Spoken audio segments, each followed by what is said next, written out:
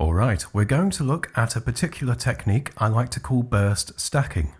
The premise is simple. Emulate the look of long exposure photography by stacking together and averaging a burst of images shot with a short shutter speed. So the goal here is to create long exposure imagery in situations where it might not be possible. For example, you may not have neutral density filters with you, you might not be carrying a tripod, or you might be using a lens for which you don't have the correct filter size. Even more so if it's an ultra-wide-angle lens where you typically need larger square filters and a specialized filter bracket. Let's jump in and have a look at how we set up a shot for burst stacking. I've got my camera on a tripod here in order to film and demonstrate, but the beauty of this is you can do it handheld too. I'll take a test shot to make sure my exposure is okay. So then I'll stop down to about f4 and settle on that. Next, I'm going to open the shooting mode menu and move the mode across to sequential high, which will give me a fast burst of images for as long as I hold the shutter button down. So I can take upwards of 50 shots for this technique. It sounds overkill, and it probably is. You can usually get a good result with at least 15 to 20 shots. Alright, so the post-editing side of burst stacking involves importing and aligning your images into a stack. And you'll definitely need alignment if you were shooting handheld. Once the stack is created, you might be seeing the results already. If not, make sure you switch the stack operator to median or mean. These will average content between the images, and the result is smoother looking water.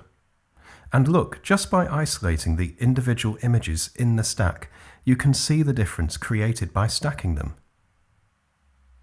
Here's a full screen version of just one of the images, and then the stacked and edited version. This technique works particularly well on dramatic and fast-moving water, like here, for example. So here I've started out at f5.6, which is giving me a shutter speed of 1/200. What I'll do is actually open the aperture up to f3.2, allowing me to increase the shutter speed to 1/800. I'll bump the ISO up to 400. This then means I can bump the shutter speed up to 1/2000. Finally, I'll change the shooting mode to sequential high as I did before. Then I'll hold the shutter button down and capture several shots. Here's one image from that burst, and we can see having a shutter speed of 1/2000 has given us crystal clear water.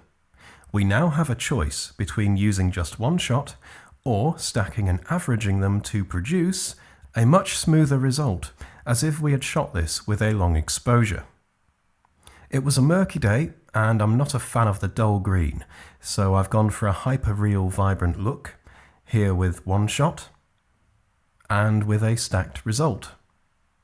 For the stacked result, I've actually masked out just the water and used the background from one image.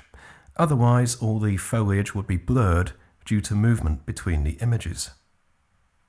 One final example then, and we're going to use the same shooting technique, but try something different when stacking the images.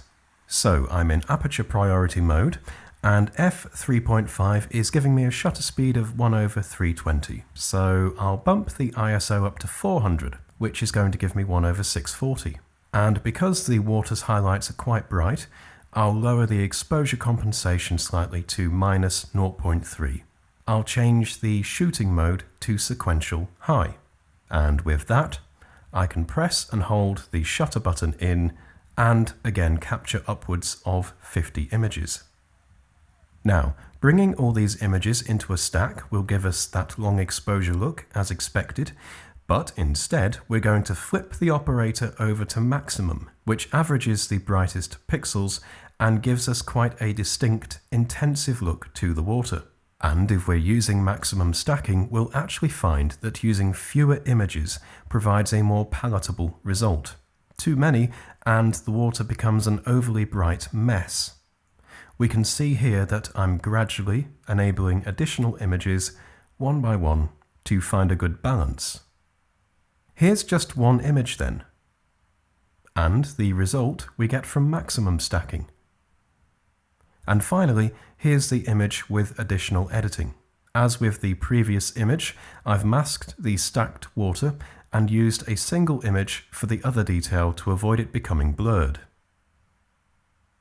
And that is that. I hope that's provided a bit of intrigue and inspiration for this type of technique. If you want to experiment with it, you don't need a tripod and can happily do it handheld. You don't even need a high-speed burst mode on the camera really. Just try and keep your framing consistent as you fire off multiple shots, one after the other. Any software that provides alignment and stacking capabilities will suffice for the editing techniques required. You can see the accompanying article and example images by following the link in the description. Thank you for watching, and don't forget to check out the other videos on my channel.